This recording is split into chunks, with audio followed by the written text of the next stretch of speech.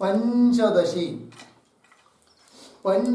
ग्रंथ में 12वां प्रकरण और 12वें प्रकरण के अंतर्गत आज श्लोक नंबर है 54। इस श्लोक की अवतरणिका को देखिए। ननु एकस्य एव वस्तुनः प्रियत्वादि धर्मत्रयांगीकारे व्यवहार व्यवस्था न स्यात् इति आशंक्य आह। ठीक है, तो पूर्व पक्षी शंका कर रहा है, कह रहा है कि 4 वस्तु आपने बताई, आत्मा, शेष, उपेक्ष और द्वेष, श्लोक नंबर 52 में। और उसके उत्तरार्ध में ये इस बात को भी बताया कि व्यक्ति नियम न, उसमें कोई नियम नहीं है कि अमुक वस्तु उपेक्ष ही रहेगी, अमुक प्रिय ही रहेगी, है कि नहीं, और अमुक वस्तु द्वेष ही रहेगी, ऐसा कोई व्यक्ति का नियम नहीं है, इस बात को कहा था। और उस व्यक्ति के नियम का अभाव है, इस बात को दिखाने के लिए दृष्टांत दिया था श्लोक नंबर 53 में, कि जैसे एक ही व्याघ्र कभी द्वेष्य होता है, जब अपने तरफ आता है खाने के लिए तो वो द्वेष्य बन जाता है, द्वेष का विषय बन जाता है। वही व्याघ्र जब परांगमुख हम लोग देखते हैं, उधर की ओर जाता हुआ उसको देखते हैं तो वो उपेक्ष हो जाता है। और वही व्याघ्र जब उसका लालन पालन करने से अनुकूल बन जाता है तो वही व्याघ्र शेष बन जाता है, अर्थात प्रिय बन जाता है। अर्थात किसी व्यक्ति का, किसी वस्तु का नियत नियम नहीं है कि प्रिय ही रहेगा, द्वेष ही रहेगा। इस पर पूर्व पक्षी शंका कर रहा है। यदि ऐसी बात है तो व्यवहार सिद्ध कैसा होगा, क्योंकि किसी भी चीज को लेंगे उसमें कोई नियत नहीं है, इसमें उपेक्षत्व है क्या, द्वेषत्व है क्या, प्रियत्व है, ऐसा कोई नियत नहीं है, तो उसको लेकर व्यवहार कैसा चलेगा, लोग क्या समझे उसको, ये प्रश्न आ रहा है। पूर्व पक्षी शंका कर रहा है, ननु एकस्यैव वस्तुनः, एक ही वस्तु है और उसमें रहने वाले धर्म जो प्रियत्वादि, प्रियत्व, द्वेषत्व, है कि नहीं, उपेक्षत्व आदि, तो वस्तुन एकस्यैव वस्तुना प्रियत्वादि धर्म त्रय अंगीकारे, ये कई वस्तु में यदि 3 धर्म यदि रह सकते हैं, रह रहे हैं व्याघ्र के दृष्टांत में, तब तो व्यवहार व्यवस्था न स्यात्, व्यवहार की व्यवस्था नहीं होगी। लोग कैसा समझेंगे कि प्रिय है, उपेक्ष है करके, ऐसी शंका कर रहा है। इति आशंक्य आह, उस शंका का उत्तर देने के लिए श्लोक आ रहा है 54 नंबर का। व्यक्तीनां नियमो माभूत् लक्षणात् तु व्यवस्थितिः आनुकूल्यं प्रातिकूल्यं द्वया भावश्च लक्षणम् व्यक्तीनां नियमो माभूत् लक्षणात् तु व्यवस्थितिः आनुकूल्यं प्रतिकूल्यं द्वयाभावश्च लक्षणम्। व्यक्तीनां नियमः माभूत् लक्षणात् तु व्यवस्थितिः आनुकूल्यं प्रातिकूल्यं द्वयाभावः च लक्षणम्। अन्वय, व्यक्तीनां नियमः माभूत् तु लक्षणात् व्यवस्थितिः, नीचे आनुकूल्यं प्रातिकूल्यं च द्वयाभावः लक्षणम्। ठीक है, देखो भाई, सिद्धांती उत्तर दे रहे हैं। व्यक्ति नाम नियम माभूत, व्यक्तियों का नियम तो है ही नहीं है, तो भी परंतु तू लक्षणात् व्यवस्थित ही, उनका लक्षण तो है, नियम नहीं है किंतु लक्षण है कि नहीं? और लक्षण होने के कारण व्यवस्थित ही, व्यवहार की व्यवस्था बन जाती है, व्यवस्था होने में कोई दिक्कत आती नहीं है। तो बोलेंगे ठीक है, फिर क्या क्या लक्षण होता है उनका बताइए। तो लक्षण कह रहे हैं, एक का लक्षण है आनुकूल्यम, एक का लक्षण है प्रातिकूल्यम च और एक का लक्षण है द्वयाभाव लक्षणम, है कि नहीं। आत्मा को छोड़कर बाकी को जो तीन है, शेष, द्वेष्य, उपेक्षा, इन तीनों के अलग अलग लक्षण है। तो आनुकूल्यम ये लक्षण है एक का, किसका, प्रिय का। प्रिय वो होता है जो अनुकूल होता है, जिसमें आनुकूल्य रहता है, उसमें प्रियत्व है। और प्रातिकूल्य अर्थात प्रतिकूलता जिसमें रहती है, ये एक लक्षण बन जाता है किसका, द्वेष्य का। द्वेष का विषयभूत जो वस्तु है वो वस्तु द्वेष्य वो होती है जिसमें प्रातिकूल्य रहता है। जो वस्तु प्रतिकूल है उसमें द्वेष्य रहता है, ठीक है। और तीसरा है द्वयाभाव, ऐसी वस्तु की जिसमें आनुकूल्य भी नहीं है प्रातिकूल्य भी नहीं है, अर्थात ऐसी वस्तु की जो सुख का साधन भी नहीं है और दुख का साधन भी नहीं है, अर्थात अनुकूल भी नहीं है प्रतिकूल भी नहीं है। ऐसी जो वस्तु होगी वो होगी द्वेष, उपेक्षा का विषय। तो अलग अलग लक्षण है, तो उसी का स्पष्टीकरण कर रहे टीकाकार। व्यक्ति नाम इति व्यक्ति नियमाभावे अपि, व्यक्ति के नियम का अभाव होने पर भी, व्यक्ति का नियम मतलब व्यक्ति का स्वरूप अर्थात प्रियतादिक स्वरूप, अर्थात अमुक वस्तु प्रिय ही है, अमुक वस्तु द्वेष्य ही है, इस प्रकार का उनका निश्चित स्वरूप न होने पर भी, वही लिखा व्यक्ति नियमाभावे अपि, व्यक्ति के स्वरूप का नियम न होने पर भी लक्षण वशात, हर एक का लक्षण अलग अलग होने के कारण व्यवस्था भविष्यति इत्यर्थ, व्यवहार की व्यवस्था बन जाती है। व्यवहार की व्यवस्था कैसी होगी प्रश्न पूछा था, तो व्यवहार की व्यवस्था होने में कोई दिक्कत नहीं आएगी, ये कह रहे। किम लक्षणम इति आकांक्षायाम तल्लक्षणम आह, ठीक है, फिर उनका लक्षण क्या है बताओ। उनका लक्षण जानने की इच्छा होने पर किम लक्षणम इति आकांक्षायाम, उनका क्या क्या लक्षण है ऐसे जानने की इच्छा होने पर तल्लक्षणम आह, उन तीनों का अलग अलग लक्षण बता रहे हैं। आनुकूल्यम इत्यादि अर्थात श्लोक के उत्तरार्ध से। तो वही कह रहे अनुकूलत्वम प्रियस्य लक्षणम, है कि नहीं, ये लक्षण है किसका, प्रिय का, प्रिय वस्तु का। वस्तु प्रिय वो होती है कौन सी, जिसमें अनुकूलत्व है। अनुकूलत्व का अर्थ होता है सुख का साधन। जो वस्तु सुख का साधन होती है वो अनुकूल है, और जो अनुकूल है उसमें रहता है धर्म, कौन सा, प्रियत्व, अर्थात वो वस्तु प्रिय होती है, ठीक है। अनुकूलत्वम प्रियस्य लक्षणम, लक्षण मतलब क्या, लक्षणम शब्द का अर्थ कर रहे व्यावर्तक धर्म, असाधारण धर्मो लक्षणम। किसी चीज का असाधारण धर्म यदि करे तो वही असाधारण धर्म ही बन जाता है उस वस्तु का क्या, लक्षण। लक्षण मतलब व्यावर्तक धर्म, अन्यों से अलग करके दिखाने वाला जो धर्म, वही होता है लक्षण। जैसे गंधवत्वम पृथ्व्या लक्षणम, पृथ्वी का लक्षण किया क्या, गंधवत्व, जिसमें गंध है, तो गंधवत्व ये लक्षण हुआ। तो उस लक्षण ने क्या किया, उस पृथ्वी से इतर जो जलाधिक, उन जलाधिकों से भिन्न करके दिखाया, किसको, पृथ्वी को, है कि नहीं। तो लक्षण क्या होता है, व्यावर्तक होता है, वही कह रहे लक्षणम नाम व्यावर्तको धर्म।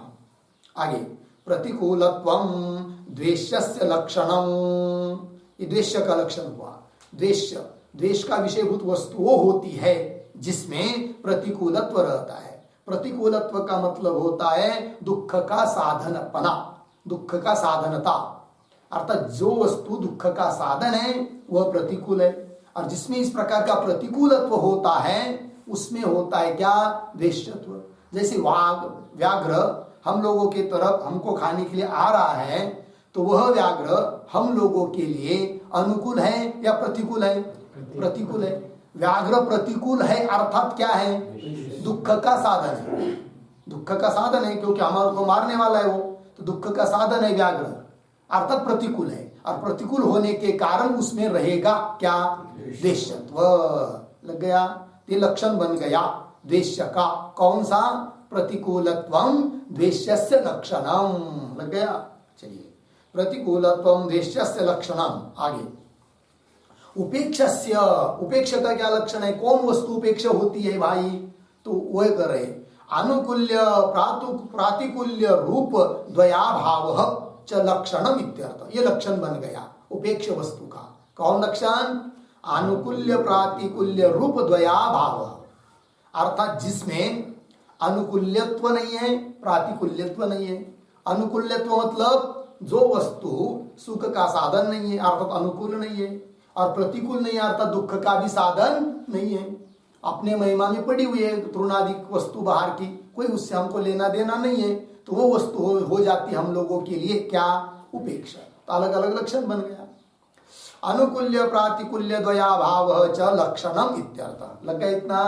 आगे चलिए, आगे के श्लोक की अवतरणिका।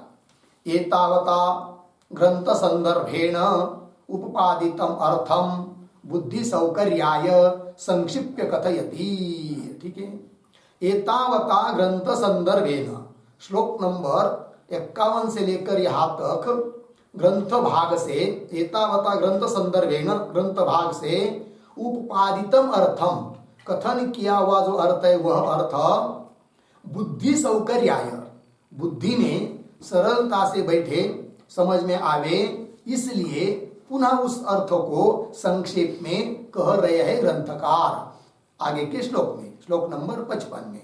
ठीक है, तो श्लोक का उच्चारण करते हैं।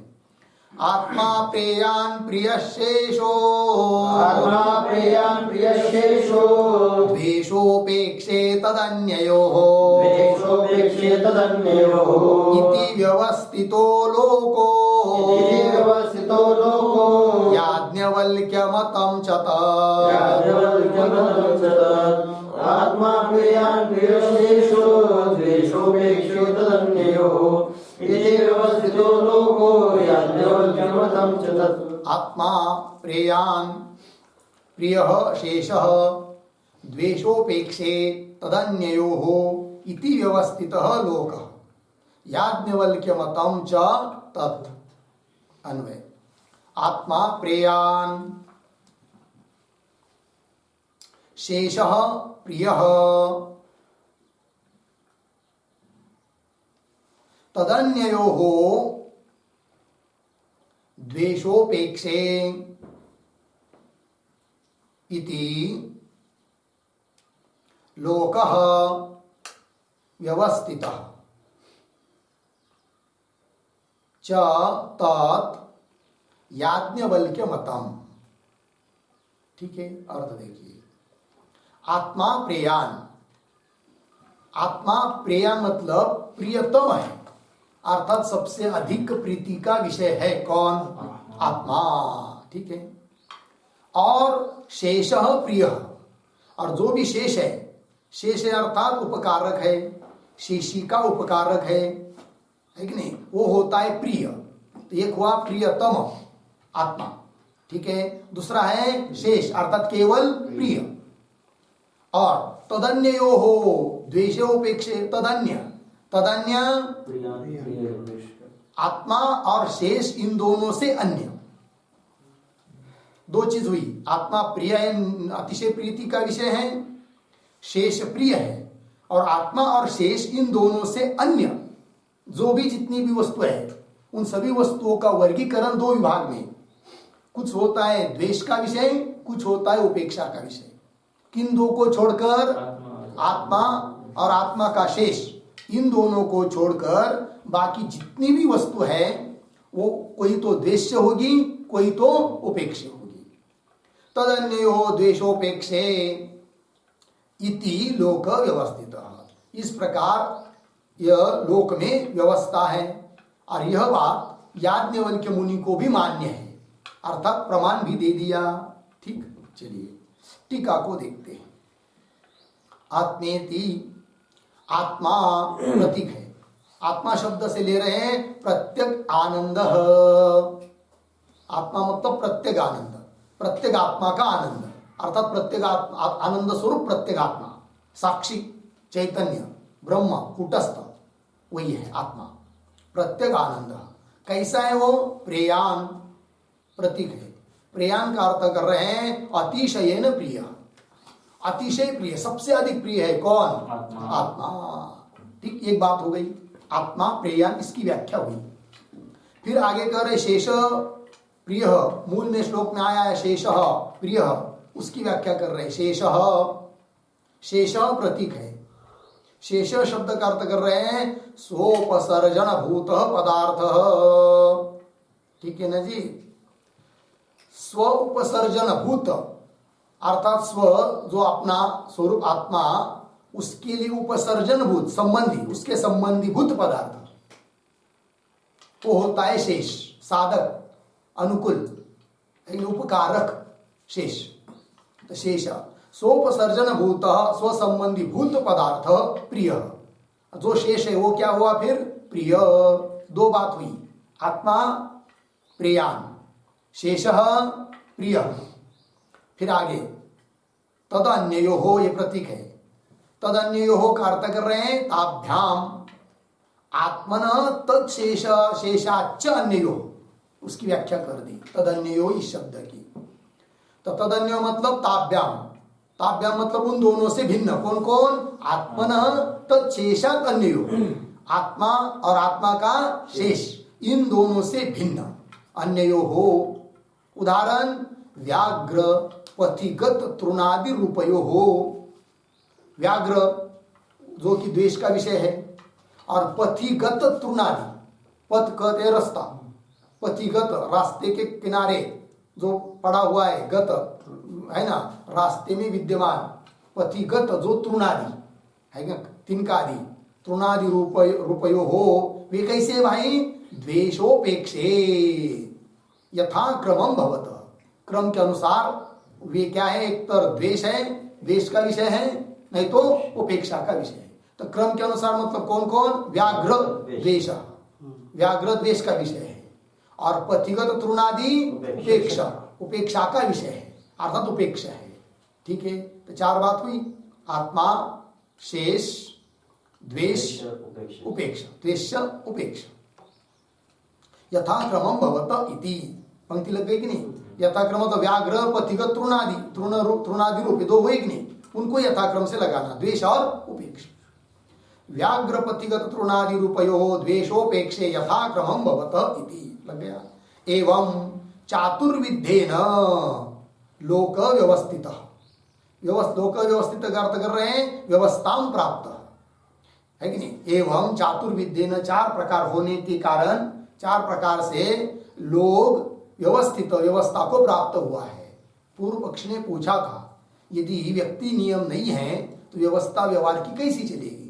तो उत्तर दे दिया, इन प्रकार के चार पदार्थ के माध्यम से, चार रूप से लोक व्यवहार की व्यवस्था हो जाती है। ठीक, तो लोक व्यवस्थित, व्यवस्था प्राप्त, व्यवस्था को प्राप्त हुआ है। उक्त प्रकार चतुष्टयातिरिक्तम न किंचित विद्यते इति अभिप्राय, कहने का अभिप्राय क्या? इन चार पदार्थों से अतिरिक्त और दूसरा कोई विद्यमान नहीं है। कोई भी वस्तु को लेंगे इस चार के अंतर्गत ही आएगी।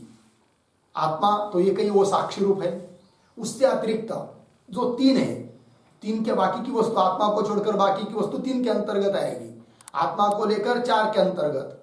तो आत्मा तो हुआ क्या? प्रेयान, आत्मा है वो, प्रेयान अतिशय प्रीति का विषय है, और बाकी कुछ वस्तु तो शेष है, कुछ उपेक्षा है और कुछ द्वेष है। इनके अंतर्गत ही सब वस्तु ये है, इनसे अतिरिक्त और कुछ नहीं है। अब सभी जगत के पदार्थ इन चार के अंतर्गत है, और इनमें से अतिशय प्रीति का विषय एक ही है, वो कौन? आत्मा ही है। इसलिए आत्मा शेषी है, ये कहना। उक्त प्रकार चतुष्टयातिरिक्तम, ऊपर कहे हुए चार प्रकार के अतिरिक्त न किंचित विद्यते, कुछ विद्यमान नहीं है, इति अभिप्राय। अयम अर्थ, इस अर्थ को कह रहे हैं, अयम अर्थ मतलब यह अर्थ श्रुति सम्मत है, श्रुति को भी मान्य है। इस बात को दिखा रहे ग्रंथकार इसी श्लोक के अंतिम पाद से, याज्ञवल्क्य मतम च तत्, इस कथन से उसी का स्पष्टीकरण कर रहे टीकाकार। अयम अर्थ श्रुति अभिमतः अपि, यह अर्थ श्रुति को भी सम्मत है, ये कह रहे हैं।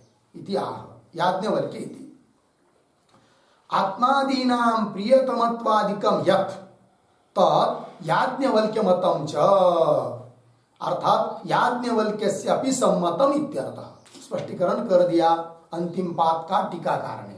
कह रहे हैं आत्मादीनाम प्रियतमत्वाधिकम, आत्मादियों में जो प्रियतमत्वाधिक है, आत्मा में प्रियतमत्व है, शेष में प्रियत्व है, इस प्रकार से आत्मादीनाम प्रियतमत्वाधिकम यत्, जो बताया कुछ वस्तु में द्वेष्यत्व है, कुछ वस्तु में उपेक्षत्व, ये सब प्रियतमत्वाधिकम च यत्, यत् तत् वह सब याज्ञवल्क्य मतम, याज्ञवल्क्य मतम मतलब याज्ञवल्क्यस्य अपि सम्मतम, याज्ञवल्क्य मुनि को भी सम्मत है।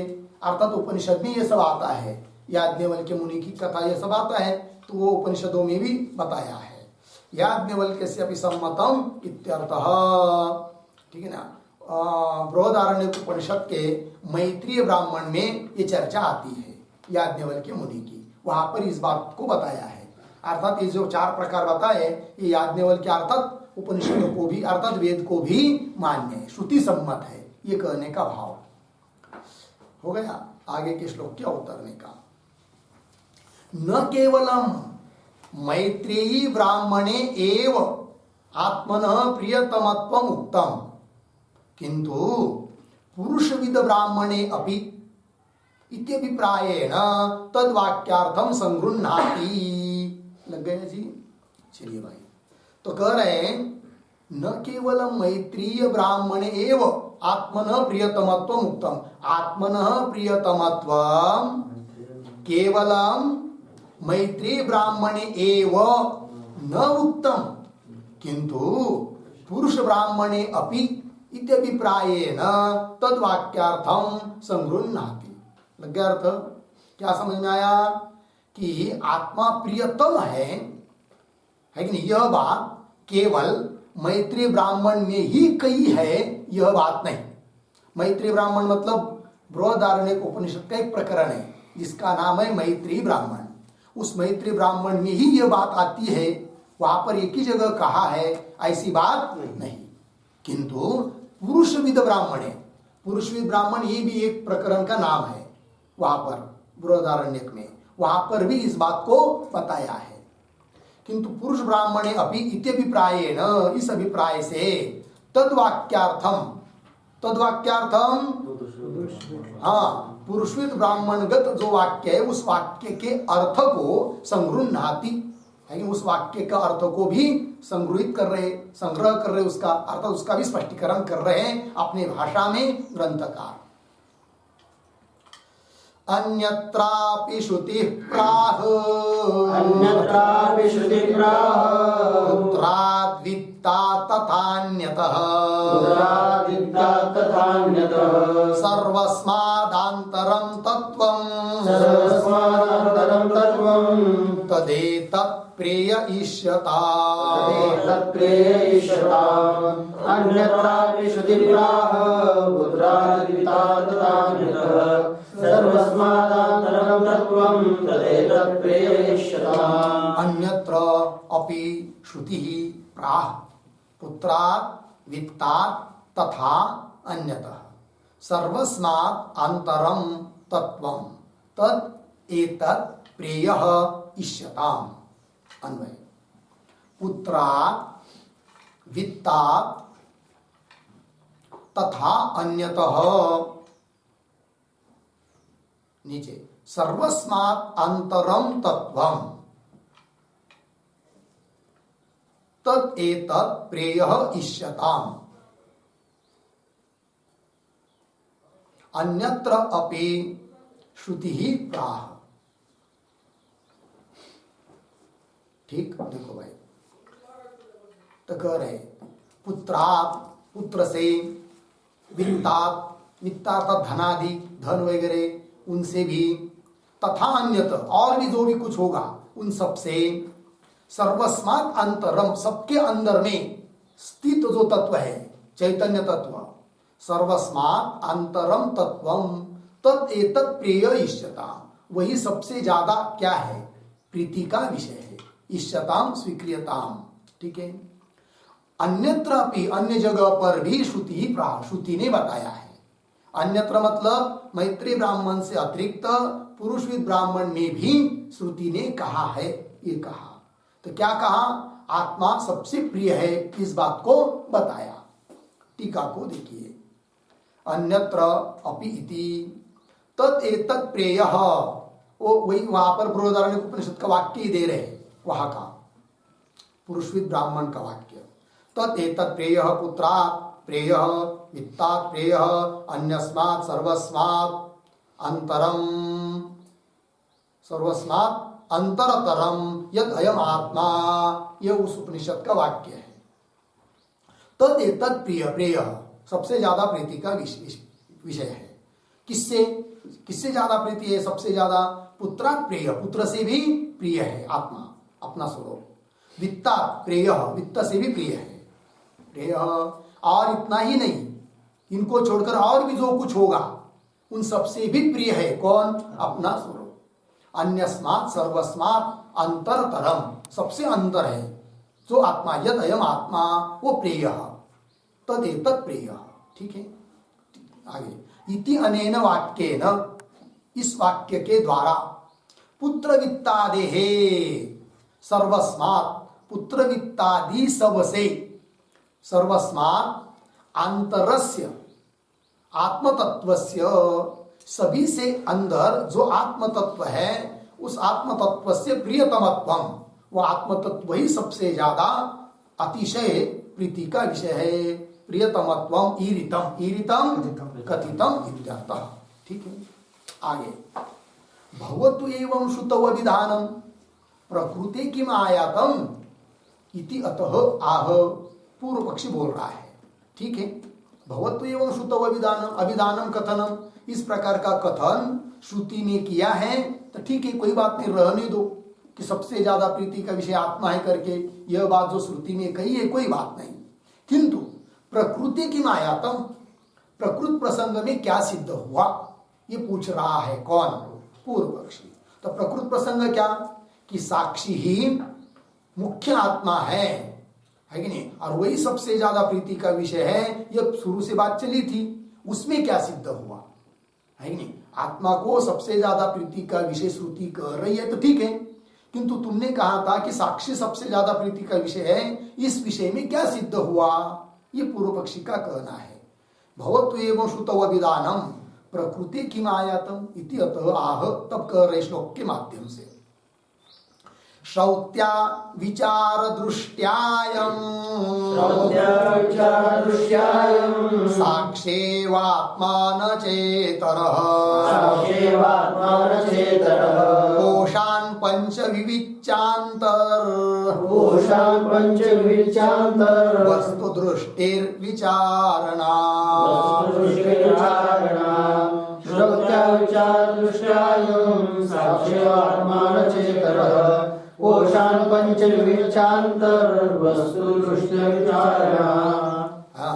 श्रौत्या विचार दृष्ट्या अयम साक्षी एव आत्मा न च इतरः कोशान् पंच विविच्यात्, कोशान् पंच लग गया, विविच्य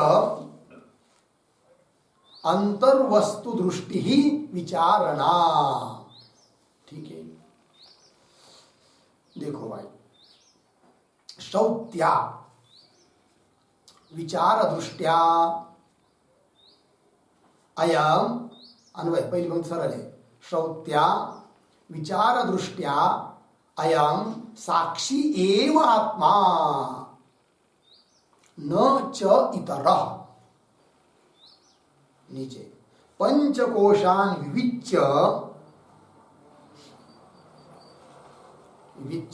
अंतः वस्तु दृष्टि ही विचारणा, अंतः वस्तु दृष्टि ही विचारणा। ठीक है, अर्थ देखिए भाई। तो पूर्व पक्षी क्या पूछ रहा है कि श्रुति में कहा है कि आत्मा सबसे ज्यादा प्रिय है, ठीक है, साक्षी के बारे में क्या आया? तब कह रहे सिद्धांति, अरे भाई आत्मा और साक्षी दो है ही नहीं है, आत्मा ही साक्षी है, साक्षी ही आत्मा है। ठीक है, तो देखिए श्रौत्या विचार दृष्टिया, श्रुति के अनुसार विचार करेंगे तो उस विचार दृष्टि से यह सिद्ध होता है कि अयम साक्षी एवं आत्मा, यह साक्षी ही है कौन? आत्मा। न च इतर, वो कोई अलग चीज नहीं है। ठीक है, फिर विचार क्या? श्रुति के अनुसार विचार, तो विचार दृष्टि क्या होती है? उसको कर रहे उत्तरार्ध से। पंच कोशान विविच्य, 5 कोश है अन्नमयादि, इन अन्नमयादि 5 कोशों का विवेचन करेंगे तो, है कि नहीं, तो विविच्य उसको अलग करके, अनात्मा है वो 5 कोश, है कि नहीं, तो अनात्मा है इसलिए उसको अलग करके पंच कोशान विविच्य, उसके अंदर स्थित जो वस्तु है, अंतः वस्तु दृष्टि, अंदर में स्थित जो साक्षी रूप वस्तु है उस पर जो दृष्टि है वही है विचारणा। उस पर 5 कोशों को छोड़कर उन 5 कोशों को सत्ता देने वाली, उन 5 कोशों का अधिष्ठान भूत जो अंदर स्थित वस्तु है, चैतन्य वस्तु, उसमें दृष्टि करना, अर्थात वही एक आत्मा है, वही सत्य वस्तु है, ऐसा निश्चय करना, यही हुआ विचार। और इस प्रकार विचार करेंगे तो वह साक्षी और वह आत्मा कोई 2 चीज नहीं है। ये बात टीका को देखिए। श्रौत्या इति श्रुत्यर्थ पर्यलोचन रूपया विचार दृष्टिया साक्षिणः एव मुख्यम आत्मत्वम न इतरस्य पुत्रादेः इत्यर्थः। ठीक है जी। श्रुत्यर्थ पर्यलोचन रूपया विचार दृष्टिया, विचार दृष्टि आया था ना श्लोक में, और उसका विशेषण है श्रौत्या। श्रौत्या का अर्थ कर रहे हैं श्रुत्यर्थ पर्यलोचन रूपया, श्रुति के अर्थ का पर्यलोचन करना, मतलब श्रुति अर्थ का तात्पर्य, श्रुति वाक्यों का तात्पर्य किस अर्थ में है इसका चिंतन करना। इस चिंतन करना रूप जो विचार, उस विचार दृष्टि से, तृतीया विचार दृष्टिया, पंक्ति देखिए, श्रुत्यर्थ पर्यलोचन रूपया विचार दृष्टिया, उस विचार दृष्टि से, श्रुति के अनुसार विचार करके देखेंगे तो उस विचार दृष्टि से क्या सिद्ध होता है? साक्षिण एव मुख्यम आत्मत्वम, साक्षी ही मुख्य आत्मा है, साक्षी से अतिरिक्त और दूसरा कोई मुख्य आत्मा नहीं है। तो साक्षिण एव मुख्यम आत्मत्वम न इतरस्य पुत्रादे इत्यर्थ। इतरस्य पुत्रादे न, पीछे भी 3 भेद किए थे ना, गौणात्मा, मिथ्यात्मा, मुख्यात्मा। और मुख्यात्मा किसको कहा था? साक्षी को कहा था, वही मुख्यात्मा है, बाकी मुख्यात्मत्व अन्य किसी में है नहीं है। उस व्यवहार में व्यवहार उतने व्यवहार के लिए, उतने व्यवहार को लेकर भले प्रधानता आ जाए गौणात्मा को चाहे मिथ्यात्मा को, किंतु वास्तविक देखेंगे तो मुख्य आत्मा सभी जगह एक ही है। वो कौन? चैतन्य रूप आत्मा ही है, साक्षी। साक्षिण एव मुख्यम आत्मत्वम न इतरस्य पुत्रादे इत्यर्थ। इतरस्य पुत्रादे मुख्यम आत्मत्वम न। आगे विचार दृष्टिया इति अभिहितस्य, इसी श्लोक के पूर्वार्ध में विचार दृष्टिया ये पद आया है। तो विचार दृष्टिया इति अभिहितस्य स्वरूपम आह, तो विचार दृष्टिया इसके द्वारा अभिहित जो है, कथित जो वस्तु है विचार, उस विचार का स्वरूप क्या है तो वो बता रहे श्लोक के उत्तरार्ध से, कोशान पंच इत्यादि पंक्ति से उसका स्पष्टीकरण कर रहे टीकाकार। क्या कह रहे? अन्नमयादीन पंचकोशान।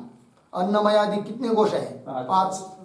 तो अन्नमयादीन पंचकोशान तैतरीय श्रुत्युक्त प्रकारेण, इन 5 कोशों का विचार विशेष करके तैतरीय उपनिषद में आया है। ठीक है जी, आएगा हम लोगों को।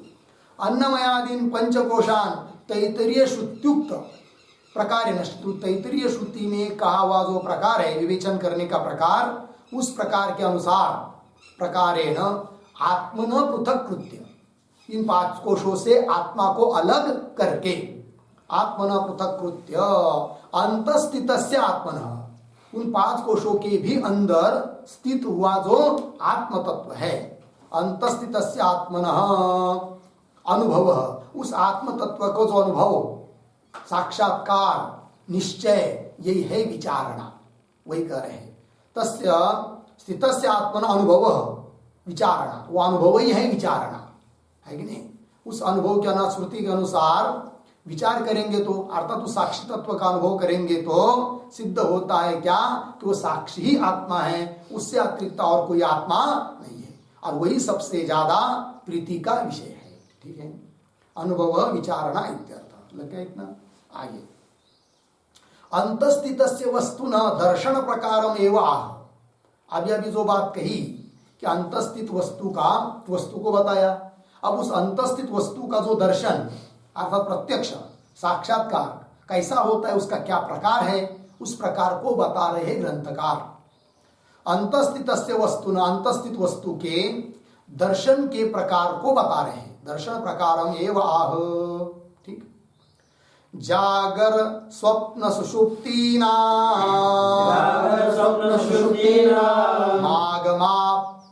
मागमापाय भासनम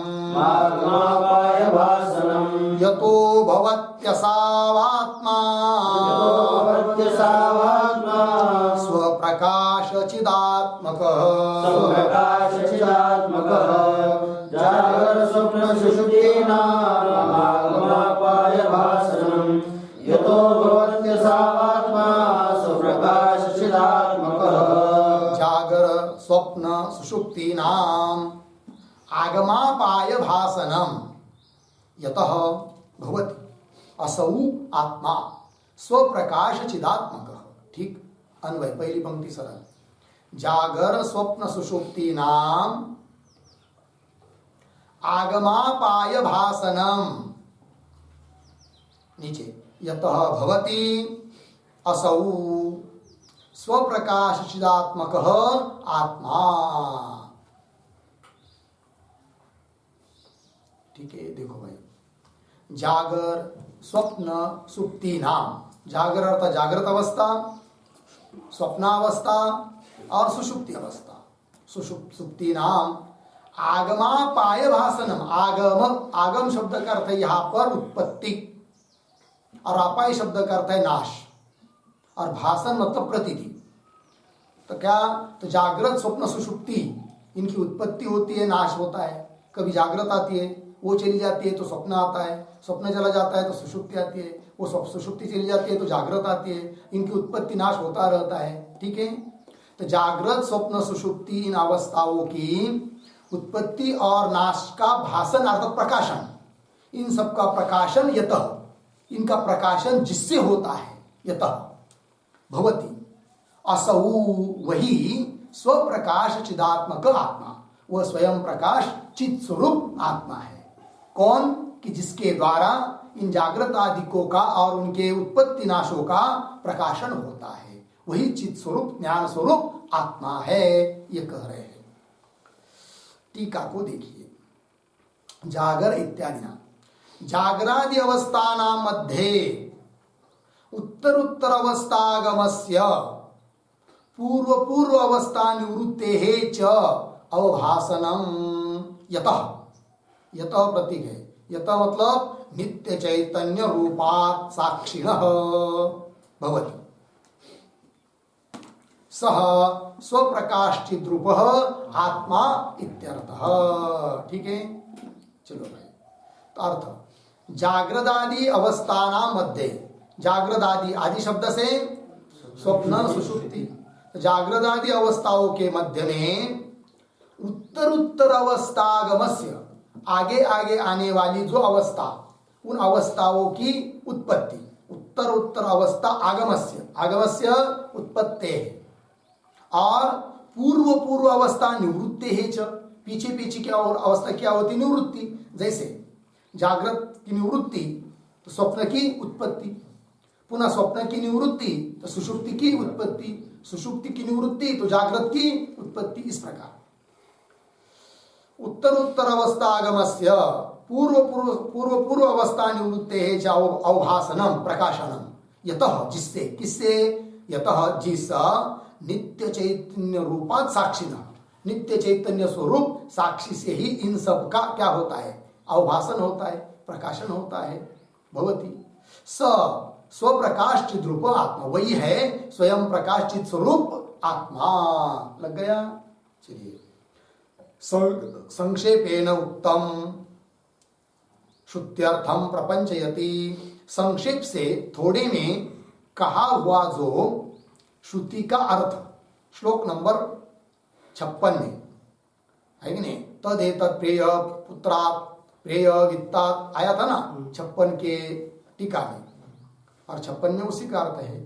तो संक्षेप संग्रहेण संक्षेपेण थोड़े में उक्तम श्रुत्यर्थम, थोड़े में कहा हुआ जो श्रुति का अर्थ उसका प्रपंचयति विस्तार पूर्वक थोड़ा सा स्पष्ट करके बता रहे हैं। कौन? ग्रंथकार। शेषाः प्राणादिवित्तान्ता आसन्नास्तारतम्यतः प्रीतिस्तथा तारतम्या तेषु सर्वेषु वीक्षते। शेषाः प्राणादिवित्तान्ता आसन्नास्तारतम्यतः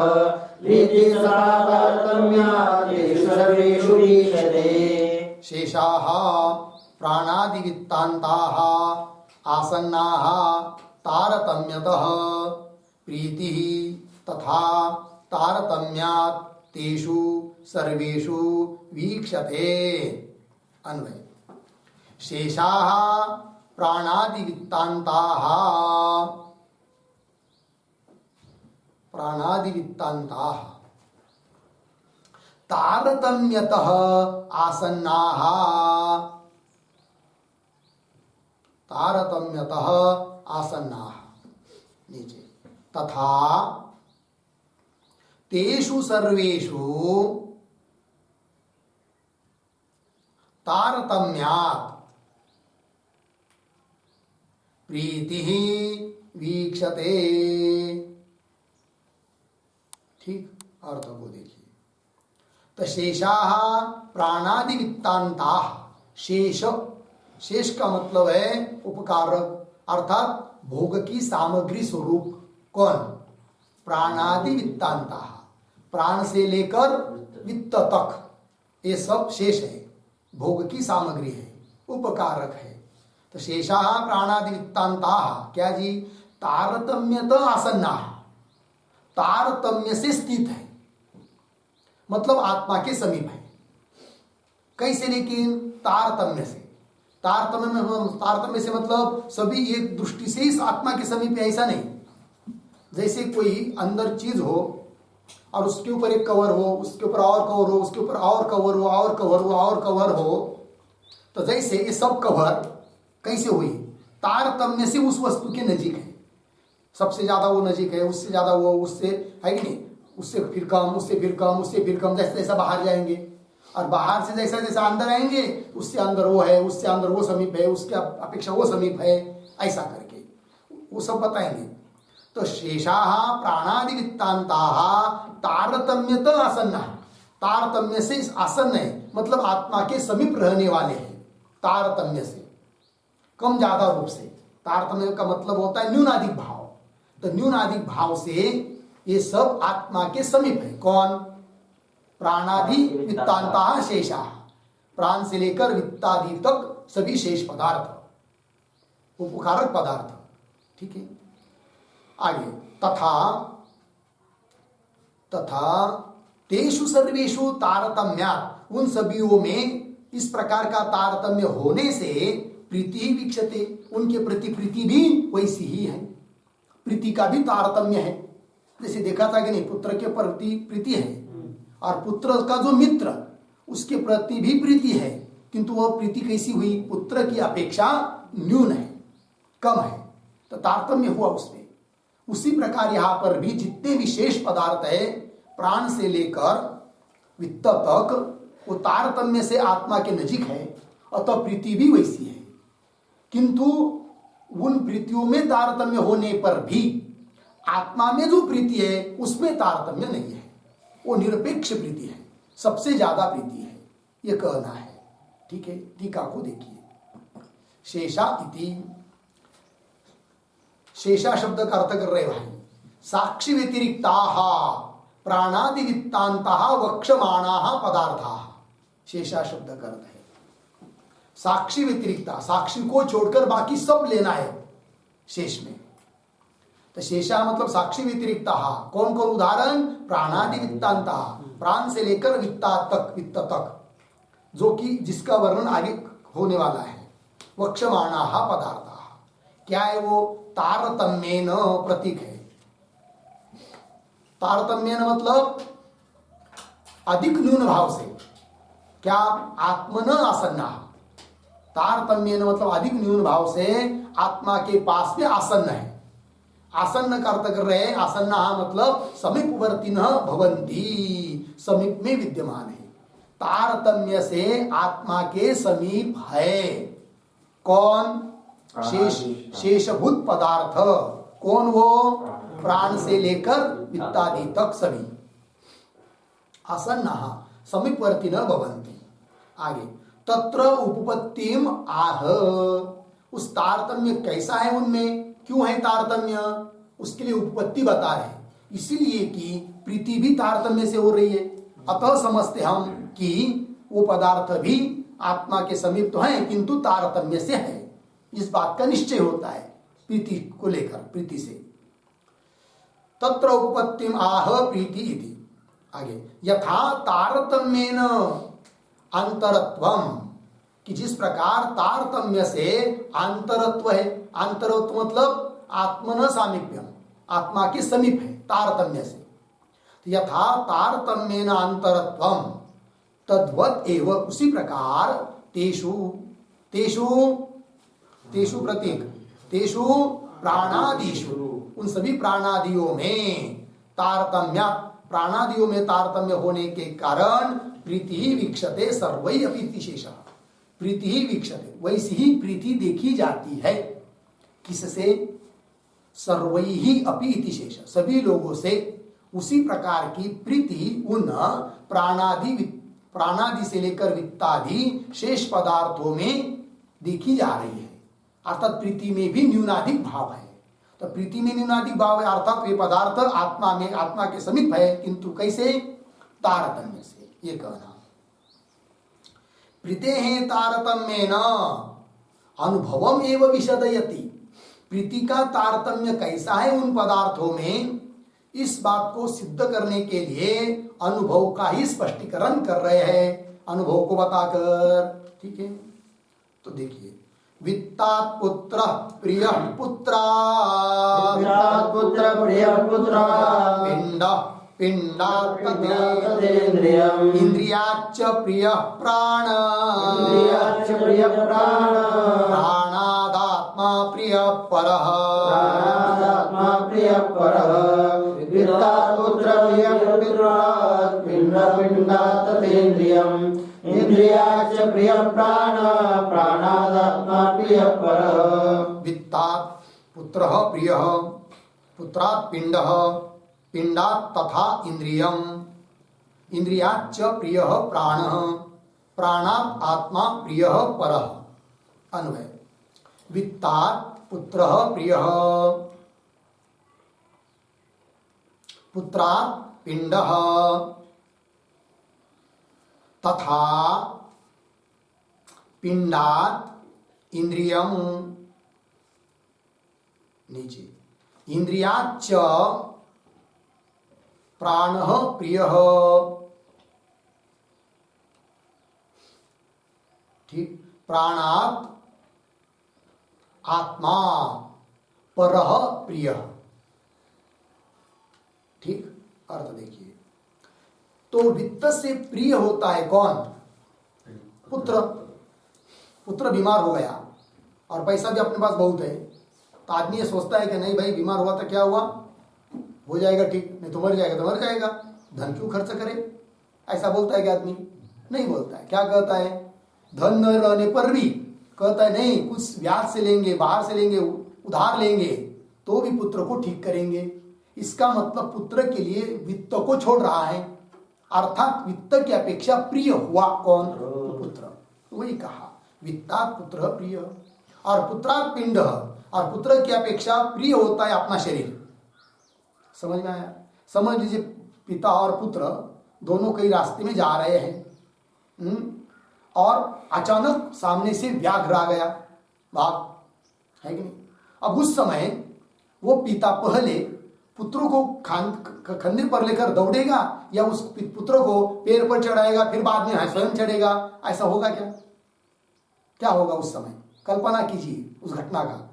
जंगल में है कि नहीं, और दोनों पिता पुत्र जा रहे हैं और सामने से व्याघ्र आया और उसको भूख लगी है, बहुत चिल्ला रहा है, और उस व्याघ्र ने इन दोनों को देख लिया और दौड़ते हुए आ रहा है। कौन? व्याघ्र। उस समय पिता और पुत्र, तो पुत्र के लिए पिता क्या करेगा उस समय? कुछ करेगा? कुछ भी नहीं करेगा। उसको ध्यान में भी नहीं आएगा कि मेरे पास पुत्र भी है करके। सबसे पहले स्वयं दौड़ेगा, पेट पर चढ़ेगा, चाहे इधर उधर दौड़ने का प्रयास करेगा। समझ में आया? इसका मतलब क्या हुआ? पुत्र को भी छोड़ दिया अपने लिए, अर्थात पुत्र से अधिक प्रिय हुआ कौन? अपना शरीर। वही लिखा है वित्तात् पुत्र प्रिय और पुत्रात् पिंड लग गया, तथा पिंडात् इंद्रिय। और इस शरीर में भी ज्यादा प्रिय है कौन? इंद्रिय। बोलेंगे कैसे? समझ लीजिए कोई आपको पीट रहा है, चोराली कहीं जगह पर, और उस पीटते समय आप क्या करते समय पता है? वो क्या करता है? ऐसा छिपाता है अपने आंख और कान, आंख, मुख को छिपाता है और कहता है अरे पीठ पर मारो ना, मारना हो तो। आंख को क्यों मार रहे हो? कान को क्यों मार रहे हो? इसका मतलब इंद्रिय प्रिय है किससे? शरीर की अपेक्षा प्रिय होते कौन? इंद्रिय। ये बात।